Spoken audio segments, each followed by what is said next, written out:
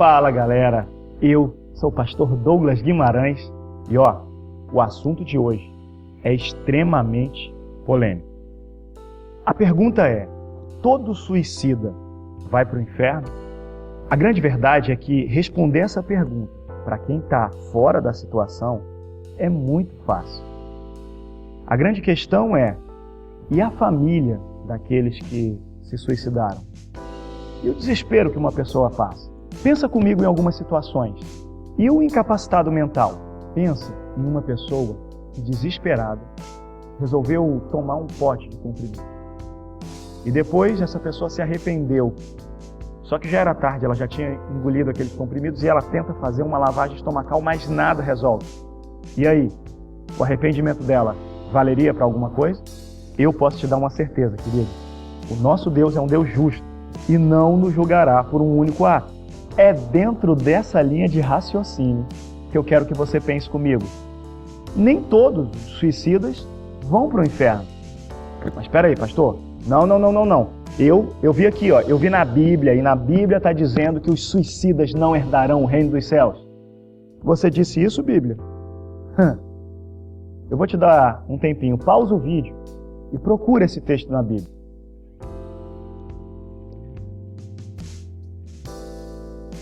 Isso mesmo.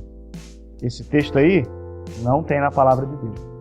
Existem alguns textos que falam sobre pessoas que não vão herdar o reino dos céus. E esses textos dizem sobre os assassinos.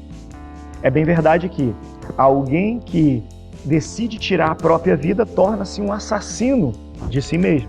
Também precisamos nos lembrar que a palavra de Deus nos informa que o nosso corpo é santuário do Espírito, é templo do Espírito. Portanto, você cometer ato contra o templo do Espírito, obviamente, não agrada a Deus. É um pecado. Mas isso ainda faz a gente pensar naqueles casos extremos.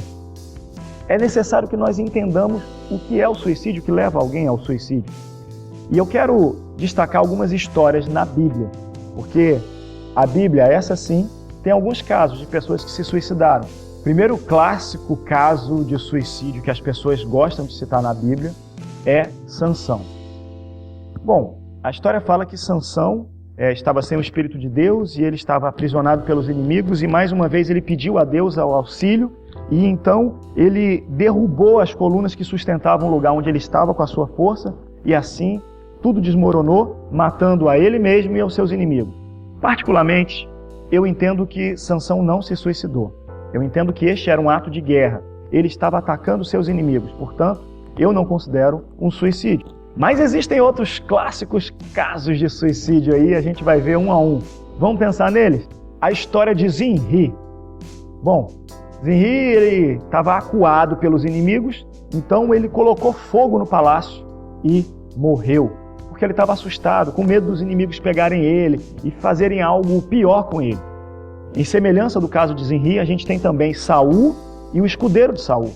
Cercado pelos inimigos em batalha, Saul desesperado pediu ao seu escudeiro, me mata! E ele não matou, então Saul se jogou em cima de sua espada, o escudeiro fez a mesma coisa e morreram.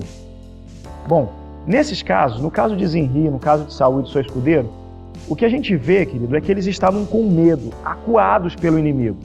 A gente não tem como julgar e medir a quantidade de medo e como isso influenciou a capacidade de raciocínio deles.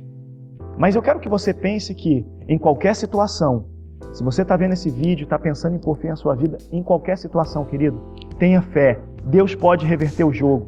Não é porque os seus inimigos estão em volta de você que você pode dar cabo de sua vida. Deus é fiel e vai cuidar de você. A Bíblia traz ainda a história de um cara chamado Aitofel. Bom, Aitofel era um dos conselheiros de Absalão. E Aitofel deu um conselho para Absalão. Só que tinha um outro conselheiro chamado Uzai. E Absalão resolveu dar ouvidos ao conselho de Uzai e não deu ouvidos ao conselho de Aitofel. Sabe o que o texto diz? Ele ficou boladinho com a história, ficou transtornado. E aí, ele ficou tão chateado com a história, ele ficou tão decepcionado que ele acabou colocando fim à própria vida. Bom, no caso de Aitofel, o que a gente vê é que a frustração, especialmente a frustração profissional, levou ele ao suicídio. Mas pensa comigo, Deus, mais uma vez, pode reverter o jogo, querido. Não há necessidade de colocar fim à sua vida num caso como esse. Não há justificativa. Se você entende que a sua vida não tem mais saída, coloque ela nas mãos de Jesus. Tem ainda um outro caso curioso, o caso de Abimeleque. Eu gosto de pensar que foi o primeiro caso de eutanásia na Bíblia. Abimeleque, o texto fala que uma mulher jogou uma pedra e essa pedra atingiu a cabeça dele e ele ficou com tanto medo de passar pela vergonha de morrer pelas mãos de uma mulher que ele falou assim: me mata, por favor. Pensa mais uma vez como a falta de fé é alguém que está num caso terminal de doença. Querido, Deus é o Deus da cura, Ele pode te curar. Mais outra história, a história de Judas. Essa você com certeza conhece. Pois é, Judas traiu a Jesus e, decepcionado com a atitude que ele tinha tomado, ele resolveu dar cabo da própria vida. Novamente, eu faço a mesma observação. Querido, as frustrações pessoais não podem dar fim à sua existência. Você precisa entender que Deus pode te perdoar. Talvez você esteja pensando: poxa, mas o que eu fiz é imperdoável. Querido, o único pecado imperdoável é a blasfêmia contra o Espírito Santo. É isso que a Bíblia diz. Portanto, seja o que for que você tiver feito, não dê fim à sua vida. Agora, eu quero aqui fazer você pensar, porque existem situações que não foram registradas na Bíblia, como aquelas que eu falei no início. E no caso de uma pessoa que está com uma doença mental, o avanço no campo da psiquiatria tem mostrado que as pessoas podem perder o poder de discernimento, em alguns casos. Estágios avançados de depressão ou doenças relacionadas com a mente podem fazer você tomar decisões que não estão sob o seu controle. E aí, um Deus justo colocaria alguém no inferno? Nesse caso, bem, olhando para as páginas da Bíblia, a gente tem resposta para algumas situações. Para outras, nós precisamos usar a coerência bíblica. Então, deixa o Espírito Santo completar essas palavras no seu coração. E já sabe, né?